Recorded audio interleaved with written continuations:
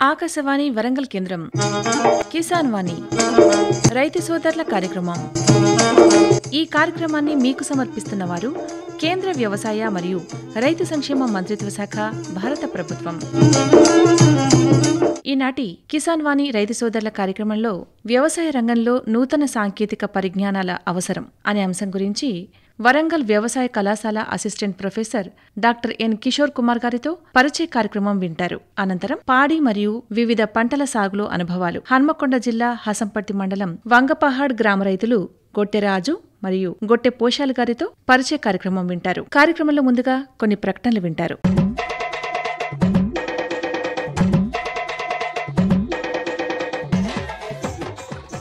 Oil palm సాగు చేసే రైతులకు ఆయిల్ పామ్ మొక్కల మీద 20 నుంచి 30 వేల రూపాయల వరకు కూడా మనం సబ్సిడీ ఇవ్వడం జరుగుతుంది. అదేవిధంగా మొక్కలు నాటుకున్న రైతులకు మొదటి 4 సంవత్సరాల వరకు కూడా అంతర పంటల సాగు కోసం మరియు ఎరువుల యాజమాన్యం కోసం 42,000 రూపాయలను మన రైతులకు ఇవ్వడం జరుగుతుంది. మొదటి సంవత్సరం ఆయిల్ పామ్ మొక్కలు పెట్టుకున్న రైతులకు డ్రిప్ కూడా మన సబ్సిడీ రూపంలో ఇవ్వడం జరుగుతుంది. దానికి గాను 1 హెక్టార్కు 30,000 రూపాయల రూపంలో మనం సబ్సిడీ ఇవ్వడం జరుగుతుంది. అదేవిధంగా పంట కోత పరికరాల కోసం, ట్రాక్టర్ ట్రాలీల కోసం కూడా మరి మిషన్స్ ఇచ్చే విధంగా ప్రభుత్వం ఆలోచన చేస్తూ ఉంది. పామ్ ఆయిల్ సాగు చేయడం ద్వారా భూములు పాడైతాయని, సాయిల్ పాడైద్దనే సందేహాలు ఉన్నాయి. కానీ అటువంటి అంశాలు కూడా ఏం జరగలేదు. సాయిల్ చాలా సారవంతంగానే ఉన్నది. తర్వాత పంట దిగుబడి బాగానే ఉంది. కాబట్టి మాకు ఇప్పుడు ఈ పామ్ ఆయిల్ సాగు చేయడంలో ఉన్న భయాలు, సందేహాలు ఎవరికి కూడా ఉండవలసిన అవసరం లేదు. ఇప్పుడు వినండి, వ్యవసాయ రంగంలో నూతన సాంకేతిక పరిజ్ఞానాల అవసరం అనే అంశం గురించి వరంగల్ వ్యవసాయ కళాశాల assistant professor doctor N Kishore Kumar గారితో పరిచయ కార్యక్రమం. పరిచయకర్త పులుమాటి పంకజ్ మోహన్ గారు. వ్యవసాయ రంగంలో ఉన్న నూతన సాంకేతిక పరిజ్ఞానాన్ని రైతులు ఎలా ఉపయోగించుకోవాలో తెలియజేయడానికి వరంగల్ వ్యవసాయ కళాశాల విస్తరణ విభాగం అసిస్టెంట్ ప్రొఫెసర్ డాక్టర్ నీలం కిషోర్ కుమార్ గారు ఈరోజు మన ఆకాశవాణి కేంద్రానికి విచ్చేశారు. వారిని అడిగి వ్యవసాయ రంగంలో నూతన సాంకేతికత రైతులకు ఎలా ఉపయోగపడుతుందో తెలుసుకుందాం. నమస్కారం అండి డాక్టర్ కిషోర్ కుమార్ గారు. నమస్కారం అండి. మరి ఇప్పుడు ప్రతిరోజు కూడా సాంకేతికత అభివృద్ధి చెందుతూ ఉంది. మరి ఇదే విధంగా రైతుల విషయంలో కూడా ఈ సాంకేతికత ఎలా ఉపయోగపడుతుంది? సో ముఖ్యంగా రైతు సోదరులు మన వ్యవసాయ రంగం చేసేటప్పుడు రకాల ఎంపిక కానీ, విత్తన శుద్ధి కానీ, దుక్కి దున్నుకోవడం కానీ, సస్య రక్షణలో కానీ, తర్వాత పంటల ఎంపికలో కానీ, తర్వాత పంట కోత, వాతావరణం కానీ, మిగతా అన్ని విషయాల్లో కూడా రైతులు తోటి రైతుల మీద కానీ, తర్వాత డీలర్స్ మీద కానీ, శాస్త్రవేత్తల మీద ఎక్కువగా ఆధారపడుతుంటారు. సో ప్రతిరోజు సాగులో అనేక సమస్యలను ఎదుర్కొంటున్నారు రైతు సోదరులు. సో ఈ కాలంలో మనకు నూతన సాంకేతిక పరిజ్ఞానాలు మనకు చాలా అందుబాటులో ఉన్నాయి. ప్రతి రైతుల దగ్గర కూడా ఇప్పుడు చరవాణి మొబైల్ ఫోన్స్ అందుబాటులో ఉన్నాయి. వివిధ మొబైల్ అప్లికేషన్స్ ద్వారా ఉపయోగించుకున్నట్లయితే సాగులో రోజు ఎదుర్కొంటున్న సమస్యలను రైతులు సమర్థవంతంగా వినియోగించుకున్నారు.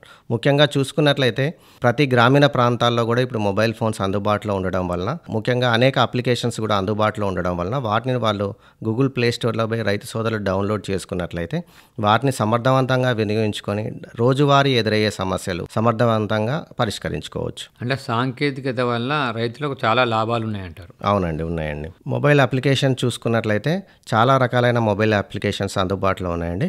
ముఖ్యంగా మనకు పంట సస్య రక్షణకు సంబంధించి కొన్ని రకాలైన మొబైల్ అప్లికేషన్స్ ఉన్నాయి. ముఖ్యంగా చెప్పుకోదలుచుకుంటే ప్లాంటెక్స్ మొబైల్ అప్లికేషన్ అనేది ఉండడం జరిగింది. అదేవిధంగా పంట ఉత్పాదకతను పెంచడానికి కొన్ని మొబైల్ అప్లికేషన్ ఉండడం జరిగింది.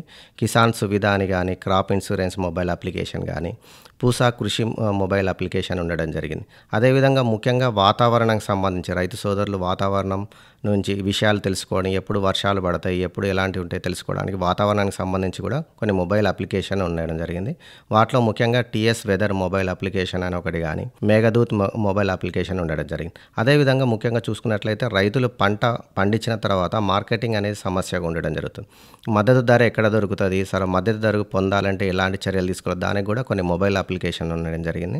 దాంట్లో ముఖ్యమైనది ఈనామ్ మొబైల్ అప్లికేషన్ ఒకటి, తర్వాత అగ్రి మార్కెట్ నెట్ అనే ఒక మొబైల్ అప్లికేషన్ ఉండడం జరిగింది. సో ఈ మొబైల్ అప్లికేషన్ వివిధ పంటలు, అదే కాకుండా కొన్ని పంటలకు స్పెసిఫిక్ మొబైల్ అప్లికేషన్ కూడా ఉండదు. వరికి సంబంధించింది కానీ, పత్తికి సంబంధించి కానీ, తర్వాత ఆముదం పంటకు సంబంధించి ఇలా మొబైల్ అప్లికేషన్ రైతులకు వాళ్ళకి అవసరానికి సంబంధించి వాళ్ళకి ఏ మొబైల్ అప్లికేషన్స్ అయితే అవసరం ఉన్నాయో దాన్ని మాత్రమే డౌన్లోడ్ చేసుకొని వినియోగించుకున్నట్లయితే వారు అనుకున్న దాంట్లో సమస్యలను అధిగమించి ఎక్కువ ఉత్పాదకతను సంపాదించడానికి అవకాశం ఉంటుంది. అంటే మీరు ఇన్ని రకాల మొబైల్ అప్లికేషన్స్ ఉన్నాయని చెప్పారు.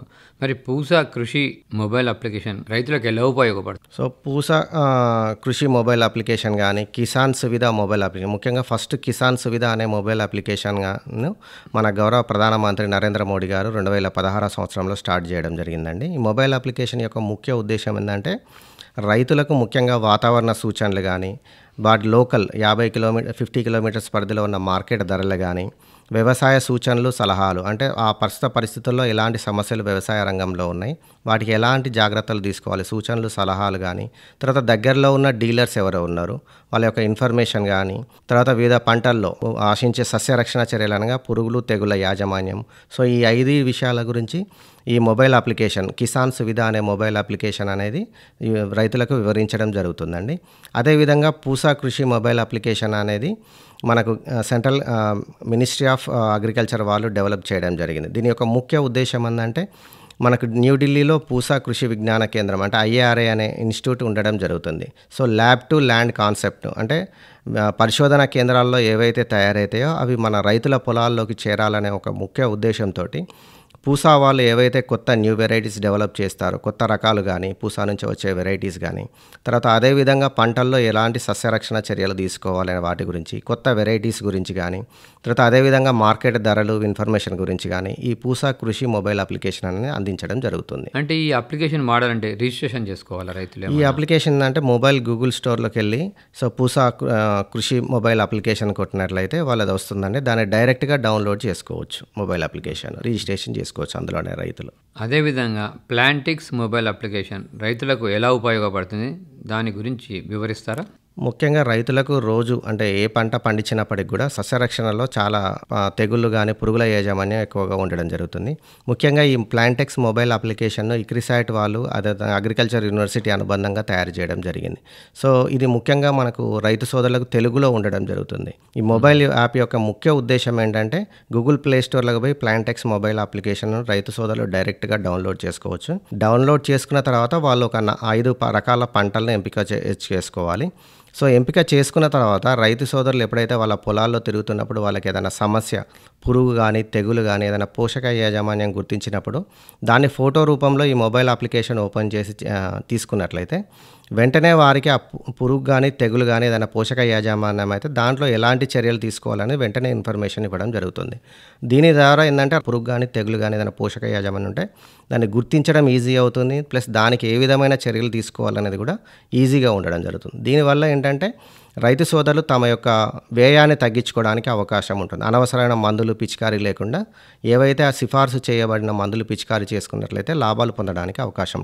ముఖ్యంగా ఏంటంటే ఇది తెలుగులో ఉండడం వల్ల మన రైతు సోదరులు దీన్ని డౌన్లోడ్ చేసుకున్నట్లయితే వాళ్ళకి ఏంటంటే ఈజీగా వాళ్ళకి అర్థమయ్యే విధంగా ఉంటుంది కాబట్టి ఎక్కువ మొత్తంలో దీని ద్వారా లాభం పొందడానికి అవకాశం ఉంటుంది. మరి ఈ వాతావరణానికి సంబంధించిన మొబైల్ అప్లికేషన్ ఏమైనా ఉందా? రైతులకు ముఖ్యంగా వాతావరణం అనేది చాలా కీలకం వ్యవసాయంలో. సో ఎప్పుడు వర్షాలు పడతాయి అనే దాని ద్వారానే మనకు దుక్కి దున్నడం కానీ విత్తనాల ఎంపిక కానీ అనేది ఆధారపడి ఉంటుంది. అదేవిధంగా మనం పంట కోత సమయంలో కూడా ఈ వాతావరణం అనేది చాలా కీలకంగా పనిచేస్తుంటుంది. సో ముఖ్యంగా మనం వాతావరణానికి సంబంధించి తీసుకున్నట్లయితే TS వెదర్ అప్లికేషన్ అని ఉండడం జరిగింది. అదే మేఘదూత్ అప్లికేషన్ అని 2 అప్లికేషన్ వాతావరణం సంబంధించిన ఇన్ఫర్మేషన్ ఇవ్వడానికి ఉండడం జరిగింది. వీటి యొక్క ముఖ్య ఉద్దేశం ఏంటంటే సపోజ్ మంగళవారం కానీ శుక్రవారం మన వాతావరణ సంబంధించిన ఇన్ఫర్మేషన్ వీటిలో ఇవ్వడం జరుగుతుంది. రాబోయే 2 నుంచి 3 రోజుల వరకు వర్షపాతం ఎంతవరకు ఉంటుంది, ఉంటే ఎంతవరకు పడుతుంది అనేది ఇన్ఫర్మేషన్ ఇందులో ఇవ్వడం జరుగుతుంది.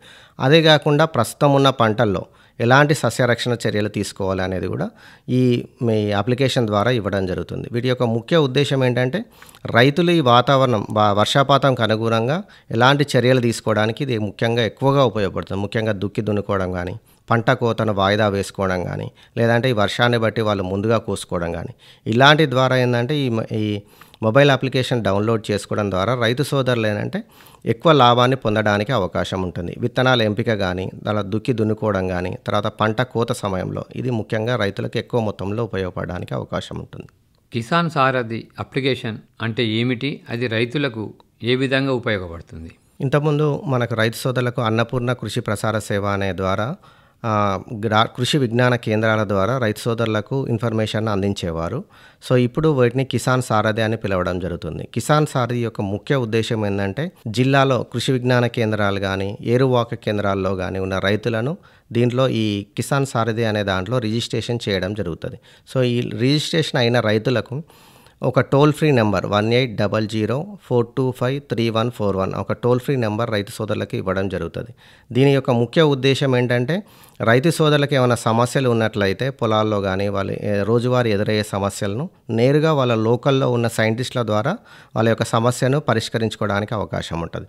అంతేకాకుండా దీని యొక్క ముఖ్య ఉద్దేశం అంటే రైతులకు టైమ్లీ అంటే మనకు సపోజ్ జూన్ మాసం స్టార్ట్ అయింది, ఎలాంటి విత్తనాలు ఎంపిక చేసుకోవాలి, ఏమేం పనులు చేసుకోవాలి, సో తర్వాత సస్యరక్షణకు సంబంధించి కానీ విత్తనాల ఎంపిక కానీ తర్వాత ఏ రకాలను ఎంచుకోవాలి, సో వాటి గురించి ఏంటంటే సంక్షిప్తంగా కొన్ని మెసేజ్లు రైతు సోదరులకు ఇవ్వడం జరుగుతుంది. దీని ద్వారా రైతు సోదరులు ఏంటంటే నెలవారీగా ఏ పనులు చేసుకోవాలి అనేది ఉండడానికి అవకాశం ఉంటుంది. సో సాగులో ఎదురయ్యే సమస్యలకు కూడా వాళ్ళకి ఏంటంటే వెంటనే సైంటిస్టుల ద్వారా పరిష్కారం పొందడానికి అవకాశం ఉంటుంది. జయశంకర్ PJTAU యూట్యూబ్ ఛానల్ రైతులకు ఏ విధంగా ఉపయోగపడుతుంది, దానివల్ల లాభాలేంటి? Professor Jayashankar Telangana university agriculture university మనకు ఒక యూట్యూబ్ ఛానల్ని స్టార్ట్ చేయడం జరిగింది. దీని యొక్క ముఖ్య ఉద్దేశం ఏంటంటే రైతు సోదరులకు ఖచ్చితమైన సమాచారాన్ని అందించడం కోసం ఈ యూట్యూబ్ ఛానల్ని స్టార్ట్ చేయడం జరిగింది. సో ఈ యూట్యూబ్ ఛానల్లో ముఖ్యంగా ఏంటంటే మనకు నెలవారీగా ఏ సమస్యలు రైతులకు ఉంటాయి వాటిని ఏంటంటే ప్రిన్సిపల్ సైంటిస్టులు కానీ వ్యవసాయ యూనివర్సిటీలో ఉన్న ప్రముఖ శాస్త్రవేత్తలతో కానీ రైతు సోదరులకు వాటి మీద అవగాహన ఏర్పరచడం జరుగుతుంది. దీని యొక్క ముఖ్య ఉద్దేశం అదేవిధంగా ముఖ్యంగా అంటే కొన్ని టెక్నాలజీస్ కానీ కొత్త రకాలు కానీ కొన్ని రకాలను రైతు సోదరులు వేరే జిల్లాల్లో ఇంప్లిమెంట్ చేసి సక్సెస్ కావడం జరుగుతుంది. సో అలాంటి సక్సెస్ అయిన రైతులను ఈ యూట్యూబ్ ఛానల్ ద్వారా వాళ్ళని వీడియో రూపంలో కానీ వాళ్ళ సక్సెస్ స్టోరీస్ కానీ దీన్ని పబ్లిష్ చేయడం ద్వారా వాటిని మిగతా జిల్లాల రైతులు చూసి నేర్చుకొని వారి యొక్క ప్రాంతాల్లో ఇంప్లిమెంట్ చేయడానికి అవకాశం ఉంటుంది.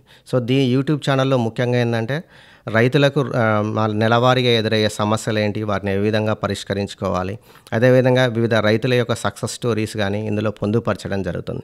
అదేవిధంగా వివిధ వ్యవసాయ రంగంలో ఉన్నటువంటి కొత్త సాంకేతికాలు వ్యవసాయ రంగంలో ఏమేమి జరుగుతున్నాయి, సో వాటి గురించి కూడా ఈ యూట్యూబ్ ఛానల్లో అందించడం జరుగుతుంది. కాబట్టి రైతు సోదరులు ఈ యూట్యూబ్ ఛానల్ను సబ్స్క్రిప్షన్ చేసుకున్నట్లయితే వాళ్ళు ఏంటంటే నెలవారీ జరిగే సమస్యలు కానీ వాటిని ఏ విధంగా పరిష్కరించుకోవాలి, తర్వాత వివిధ తోటి రైతులు ఏ విధంగా వివిధ జిల్లాల్లోని తోటి రైతులు ఏ విధంగా వ్యవసాయం దాని అనుబంధ రంగాల్లో సక్సెస్ అవుతున్నారు వాళ్ళ గురించి కానీ తెలుసుకోవడానికి అవకాశం ఉంటుంది. అదేవిధంగా వ్యవసాయ రంగంలో ఉన్న నూతన పోకడలు ఏంటి, వాటిని ఏ విధంగా చేసుకోవాలి అనేది తెలుసుకోవడానికి యూట్యూబ్ ఛానల్ ద్వారా ఎంతో ఉపయోగంగా ఉంటుంది రైతు సోదరులకు. మరి మార్కెటింగ్ చేసుకునే విషయంలో కూడా రైతులకు సహాయపడే మొబైల్ అప్లికేషన్స్ ఏమైనా ఉన్నాయా? ముఖ్యంగా చాలామంది రైతులు ఏంటంటే పంట అందరూ ఒకేసారి కోతకు రావడం కానీ పంట మార్కెట్ ధర లేదు అనే సమస్యలను ఎదుర్కొంటుంటున్నారు. సో ముఖ్యంగా ఈ సమస్య నుంచి పోగొట్టాలనే ఉద్దేశంతో దేశం మొత్తంలో దాదాపు 600 మార్కెట్లలో ఈనామ్ ఎలక్ట్రానిక్ నేషనల్ అగ్రికల్చర్ మార్కెటింగ్ సిస్టమ్ను ప్రవేశపెట్టడం జరిగింది. ముఖ్యంగా దీని యొక్క ముఖ్య ఉద్దేశం ఏంటంటే రైతు సోదరులు పంట పండించిన తర్వాత తమ ఉత్పత్తిని మార్కెట్లకు తీసుకుపోయిన తర్వాత సో ఆ మార్కెట్లు దళారీ వ్యవస్థ అనేది ఉండకుండా వాళ్ళు తీసుకుపోయిన ఉత్పత్తిని గ్రేడింగ్గా విభజించడం జరుగుతుంది. So A grade, B grade, C grade, so విభజించిన గ్రేడ్లను ఫోటోల రూపంలో తీసుకొని ఈనామ్ వెబ్సైట్లో పొందుపరచడం జరుగుతుంది. సో దీని ద్వారా ఏంటంటే దేశంలో ఉన్న ఈనామ్ సెంటర్లో ఈ 600 సెంటర్లో ఎక్కడైతే మనకి ఈనామ్ ఉందో సో అక్కడ ఉన్న మార్కెట్లు వాళ్ళు సో ఈ ప్రోడక్ట్ని చూసి వాళ్ళు ఒక ధర నిర్ణయించడం జరుగుతుంది. సో దీని ద్వారా ఏంటంటే ఎక్కువ ధర ఏ వర్తకులు అయితే ఇస్తారో ఆ రేటును మనం రైతు సోదరులకు చెప్పడం జరుగుతుంది. సో దాని ద్వారా రైతు ఏంటంటే ఏ మార్కెట్కి పోయినా సపోజ్ మన మహబూబాద్లో చూసుకున్నట్లయితే కేసాంధ్రంలో ఈనామ్ను ఇంప్లిమెంట్ జరుగుతుంది, తర్వాత మన ఎనుమాముల మార్కెట్లో. సో దీంట్లో ఏంటంటే రైతుకు వివిధ ప్రాంతాల్లో ఒక వర్తకుడు ఇంత రేటు అని డిసైడ్ చేయడం జరుగుతుంది. సో అతనికి హైయెస్ట్ రేట్ ఎక్కడ వస్తే ఆ రేటుకు రైతు అమ్ముకోవడానికి అవకాశం ఉంటుంది. ఈనామ్ ద్వారా ఏంటంటే రైతులకు తాము పండించిన ఉత్పత్తికి ఎక్కువ అమౌంట్ ఎక్కడ వస్తుందో చూసుకొని అక్కడ తన ఉత్పత్తిని సేల్ చేసుకోవడానికి అవకాశం ఉంటుంది. సో ఇది ఒక ఈనామ్ యొక్క ముఖ్య ఉద్దేశం. అదే కాకుండా ఒకటి అగ్మార్క్ నెట్ అనేది ఒకటి కూడా ఒక మొబైల్ అప్లికేషన్ మా గవర్నమెంట్ తీసుకురావడం జరిగింది. ఈ అగ్మార్క్ నెట్ యొక్క ముఖ్య ఉద్దేశం ఏంటంటే రైతు సోదరులు ఈ మొబైల్ అప్లికేషన్స్ ఒకవేళ డౌన్లోడ్ చేసుకున్నట్లయితే వాళ్ళకు తమ ఈ మొబైల్ అప్లికేషన్ ఉన్న 50 కిలోమీటర్స్ రేడియస్ పరిధిలో ఉన్న మార్కెట్లు ఏంటి, అక్కడ సపోజ్ పత్తిని తీసుకున్నట్లయితే ఆ పత్తి ధర ఎంత ఉంది, సపోజ్ కేసముద్రం మార్కెట్ తీసుకున్నట్లయితే అక్కడ మార్కెట్ ధర ఎంత ఉంది, వరంగల్లో ఎంత ఉంది. సో 50 కిలోమీటర్స్ రేడియస్ పరిధిలో మార్కెట్ ధరలు కొన్ని వరికి కానీ పత్తికి పసుపుకు సంబంధించిన ఎంత ఉన్నాయో తెలపడం జరుగుతుంది. దీని ద్వారా రైతు సోదరులు వాళ్ళకి ఎక్కడ ఎక్కువ ధర లభిస్తుందో చూసుకొని అక్కడ ఆ మార్కెట్లో అమ్ముకోవడానికి అవకాశం ఉంటుంది. సో మనకు మార్కెటింగ్లో తీసుకున్నట్లయితే ఈనా మొబైల్ అప్లికేషన్ కానీ తర్వాత అగ్రి మార్కెట్ కానీ రైతు సోదరులకు ముఖ్యంగా వాళ్ళ యొక్క పండించిన పంటకు అధిక రాబడి కానీ అధిక మొత్తంలో అమౌంట్ రావడానికి ఇవి ఎంతగానో ఉపయోగపడతాయి. మీరు ఇన్ని రకాల మొబైల్ అప్లికేషన్ చెప్పారు కదండి, మరి రైతులకు దీన్ని ఎలా వాడుకోవాలో వివరించారు, కానీ ఎలా డౌన్లోడ్ చేసుకోవాలో ఒక్కొక్కసారి అందరికీ తెలియకపోవచ్చు. మరి ఇందులో ఏమైనా సమాచారం కావాలంటే మీరు వారికి వివరించగలుగుతారా? ముఖ్యంగా రైతు సోదరులు ఈ మొబైల్ అప్లికేషన్ను గూగుల్ ప్లే స్టోర్లకు పోయి డౌన్లోడ్ చేసుకోవచ్చండి. సో ఈ డౌన్లోడ్ చేసుకున్న తర్వాత వీటిని ఎట్లా వినియోగించుకోవాలి అనే దాని గురించి మీకు ఏమైనా సమస్యలు ఉన్నట్లయితే నా నెంబర్ ద్వారా మీరు తెలుసుకోవచ్చండి. నా నెంబరు 9959466904. సో ఈ నెంబర్కి సంప్రదించినట్లయితే నేను ఇవే కాకుండా ఇంకేమైనా కొత్త మొబైల్ అప్లికేషన్స్ మీకు ఉన్నట్లయితే వాటి గురించి వివరడానికి ఆస్కారం ఉంటుందండి. వ్యవసాయ రంగంలో ఉన్న నూతన సాంకేతికత పరిజ్ఞానం రైతులకు ఎలా ఉపయోగపడుతుందో వరంగల్ వ్యవసాయ కళాశాల విస్తరణ విభాగం అసిస్టెంట్ ప్రొఫెసర్ డాక్టర్ నీలం కిషోర్ గారు చాలా చక్కగా తెలియజేశారు. ధన్యవాదాలండి. ధన్యవాదాలండి. ఇంతవరకు శ్రోతలు వ్యవసాయ రంగంలో నూతన సాంకేతిక పరిజ్ఞానాల అవసరం అనే అంశం గురించి వరంగల్ వ్యవసాయ కళాశాల assistant professor doctor N Kishore Kumar గారితో పరిచయ కార్యక్రమం విన్నారు. పరిచయకర్త పులుమట్టి పంకజ్ మోహన్ గారు. కిసాన్ వాణి రైతు సోదరుల కార్యక్రమంలో ఇప్పుడు వినండి పాడి మరియు వివిధ పంటల సాగులో అనుభవాలు. హన్మకొండ జిల్లా హసంపర్తి మండలం వంగపహాడ్ గ్రామ రైతులు గొట్టె రాజు మరియు గొట్టె పోషాల్ గారితో పరిచయ కార్యక్రమం. పరిచయకర్త పులుమట్టి పంకజ్ మోహన్ గారు. నమస్కారం అండి గొట్టె రాజు గారు. నమస్కారం అండి. మా వంగపాడు గ్రామం, వంగపాడు మండలం హసంపర్తి జిల్లా హన్మకొండ. మరి వంగపహాడ్ గ్రామంలో వ్యవసాయం చేస్తా ఉన్నారు కదా, మరి ఏ రకాల పంటలు ఎక్కువగా పండిస్తా ఉన్నారు? ఎంతకాలం నుండి వ్యవసాయం చేస్తా ఉన్నారు? మాకు పరిశ్రమ ఎక్కువ. పాడి పరిశ్రమ ఎక్కువ ఉందా? పాడి పరిశ్రమ ఎక్కువ ఉంటుంది. ఎన్ని ఉన్నాయి బర్రెలు మీకు? 15 బర్రెలు ఉన్నాయి. ఎంతకాలం నుండి చేస్తున్నారు ఈ పాడి అనేది? ఇక దాదాపు నాన్న కాంచి అంటే మేము నడుస్తున్నాం. ఇక మీ చిన్నప్పటికి వెళ్ళి మీకు ఉంది? మాకు ఇదే ఉంది. మా తాత నాన్న కాంచి అల్లే నడుస్తుంది. నాన్న తర్వాత మేము నడుస్తుంది. ఇట్లా తరతరాలుగా మీకు వస్తా ఉంది పాడి అనేది. అంటే ఈ 15 బర్రెలతో పాడి చేస్తా ఉన్నా అన్నారు కదా. అవునండి. మరి బర్రెలను అంటే మీరు ఎక్కడికి వెళ్ళి తెచ్చుకున్నారా, లేకుంటే మీ ఇంట్లో పాతవేనా? స్టార్టింగ్ కొన్ని బయట అప్పుడు వేరే తెచ్చుకున్నాం. తర్వాత వాటి పిల్లలను వల్ల మేము పెంచుకోవడం జరిగింది. అంటే ఈ బర్రెలు తీసుకోవాలంటే ఎట్లాంటివి తీసుకుంటారు మీరు? ఎట్లాంటివి కొనుక్కుంటారు? అంటే పాడి బాగా వస్తాయి కదా మీకు లాభము. అవునండి. మరి ఎట్లాంటి బర్రెలను తీసుకుంటారు, ఎట్లా ఎన్నుకుంటారు? అలా మెయిన్ జాతం మంచిగా వాటి రింగులు చూసుకొని ముర్రా జాతి గేదెలను చూసుకొని అట్లా చూసుకుని జరుగుతుంది. వాటిని ఎక్కడ నుండి తెచ్చుకుంటారు మీరు కావాలంటే బర్రెలు? మీకు చాలా దూరం పోలే, కొమ్మ ఇట్లా అంగట్ల వాడి తెచ్చుకునేది, మంచి మంచి ఏరుకొని తెచ్చుకునేది. తెచ్చుకున్నాక మన నమ్మకం అనిపిస్తే మళ్ళీ పోయి తెచ్చుకునేది వాళ్ళ దగ్గర నుంచి. వాటిని మళ్ళీ వాడి పిల్లల మేము కాపాడుకోవడం అట్లా జరుగుతుంది. ఇక మళ్ళీ బయటకు పోకుండా మేము వాటినే కంటిన్యూ చేస్తున్నాం. ఇక వాటి పుట్టిన పిల్లలనే మంచి మంచి ఎన్నుకొని వాడుకుంటున్నాం అట్లనే. ఇక వాటి పుట్టిన పిల్లల్ని మళ్ళీ మీరు పెంచుకుంటున్నారు, కొనడం లేదు. ఒకసారి కొనుక్కున్నారంటే అయిపోతుంది. ఫస్ట్ ఎన్ని సంవత్సరాల పాటు మీకు పాడి వస్తుందండి ఒక బర్రె మీద? ఒక సంవత్సరం పాలిస్తుంది, మళ్ళీ రన్నింగ్ మళ్ళీ కడుతుంది, మళ్ళీ గ్యాప్ వస్తుంది. తర్వాత మళ్ళీ అది అట్లా ఎన్ని సంవత్సరాలు వస్తుంది ఒక బర్రెని పెంచుకుంటే మీకు? ఒక తొలిసూరి అయితే 8 దాకా మేము పెంచుకోగలుగుతాం. ఈ తర్వాత దాని కొంచెం బలహీన పడిపోతుంది.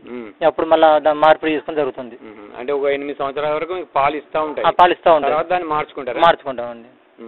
మళ్ళీ పాల ఉత్పత్తి పెరగదు. ఇక దానికి రక్తం తక్కువ అయిపోయేసరికి పెరగదు. ఇక మళ్ళీ కొత్త వాటిని ఎన్నుకోవడం, వాటిని పిల్లలు అట్లా యాక్టివ్ పెంచుకోవడం జరుగుతుంది. అంటే ఈ బర్రెలను మీరు పెంచుతున్నారు కదా, మరి వీటిలో సాధక బాధకాలు ఏముంటాయి? మీకు ఎక్కువగా ఎలాంటి ఇబ్బందులు ఎదుర్కొంటా ఉంటారు వీటి ద్వారా? ఈ ఇబ్బందులు అంటే ఇక చాలా ఉంటాయి. వాడికి కొంచెం కరెంట్ అనుకున్నా కూడా ఇబ్బంది జరుగుతుంటది. మొన్న అనుకోకుండా ఒకటి జరిగిపోయింది బయటికి వెళ్ళినప్పుడు. అలాగా వాటికి ఇన్సూరెన్స్ చేయించుకుంటారా మీరు? అది చేయించినాం, ఇన్సూరెన్స్ చేయించినాం. అప్పుడు చనిపోయేసరికి దాని టైం అయిపోయింది. అయిపోయిన తర్వాత మళ్ళీ కొంచెం డిపార్ట్మెంట్ తరఫున కరెంట్ డిపార్ట్మెంట్ తరఫున కేసు పెడితే కొన్ని డబ్బులు వచ్చినాయి. ఇన్సూరెన్స్ వస్తాయి మీకు? వస్తాయండి. దాన్ని అయిపోయిన తర్వాత వస్తాయి 1 year ఒకసారి ఇట్లా మార్చుకోవడం జరుగుతుంది ఇన్సూరెన్స్. ఇన్సూరెన్స్ మీరు కడతా ఉంటారు? అంటే సంవత్సరం ఒకసారి కడతారా? అవును. ఒక గేదె ఎన్ని పాలు ఇస్తుంది మీకు? 9 నుంచి 10 ఇస్తుందండి. అది మనం చాలా దాన్ని శ్రద్ధ పెట్టి అరుచుకుంటే అట్లా మేత టైంకి వేయడం, దానా పెట్టడం, దాన్ని శుభ్రంగా ఉంచుకోవడం వల్ల బాగుంటుంది. అంటే శ్రద్ధ బట్టి అరుచుకోవడం అంటున్నారు. అంటే ఏమేం చేయాలి దానికి మంచి పాల దిగుబడి మీకు బాగా రావంటే ఎట్లాంటి మేత పెట్టాలి, ఎట్లాంటి దానా ఇవ్వాలి మీరు? మేము ఎక్కువ పత్తి కాటం వాడతాం, గుళికలు, పెసరపొట్టు, తవుడు ఇవన్నీ గేదెకి ఇస్తామండి. పొద్దున సాయంత్రం ఒకట మంచిగా నానబోసి వాడికి ఇస్తాం, తొందర జీర్ణం అయ్యేటట్టు. అట్లా అట్లా దానికి పాల కెపాసిటీ బట్టి మేము దానికి ఇద్దరికి ఎంత ఎక్కువ వేయాలనేది చూసుకుంటూ వస్తుంటాం. పాలు ఇచ్చేదాన్ని బట్టి దానా పెడతాం. దానా ఎక్కువ పెడతాం, దానికి కొంచెం తక్కువ దానికి కొంచెం తక్కువ పెడుతుంటాం జరుగుతుంటుంది. ఇప్పుడు 10 ఇచ్చేదానికి కనీసం పొద్దున 2 కిలోలు మా 2 కిలో పెట్టాలి. కొంచెం తగ్గిస్తే దానికి 1 కిలో తగ్గడం అలా జరుగుతుంది. అలాగా అంటే కాలాన్ని బట్టి కూడా దానా మారుస్తూ ఉంటారా? ఇప్పుడు ఎండాకాలం ఒక రకం, ఏం లేదండి, ఒకటే దానా కంటిన్యూ చేస్తుంటాం. ఒకటి దాని మాకు ఎప్పటికీ మాకు ఇంటి పచ్చి మీద ఉంటుంది, పచ్చి మీద కంటిన్యూ. ఎండుగడ్డి మేము ఎప్పటికీ వానాకాలం వేసి కొని పెట్టుకుంటాం. అలాగని అంటే మీకు పొలాలు ఉన్నాయి కాబట్టి మీకు వరి పండిస్తూ ఉంటారా? పొలం మనకు ప్రాపర్టీ ఎక్కువ లేదు, బయట నుంచి తెచ్చుకోవడమే గడ్డి. బయట నుంచి తెచ్చుకుంటారా? మన వరి కోసినప్పుడు తెచ్చుకోవడమే, రైతుల దగ్గర సేకరించి కొనుక్కొని వాము పెడతాం. ఇక మళ్ళీ 6 నెలలు పనిచేస్తే ఒకసారి. మీరు మొత్తం పాడి మీదనే ఆధారపడి జీవిస్తా ఉన్నారు? అవునండి. వ్యవసాయం లేదు మీకు? వ్యవసాయం ఉన్నది, దాంట్లో మేమే పచ్చిగడ్డి పెట్టేసుకున్నాం బర్రెలకు.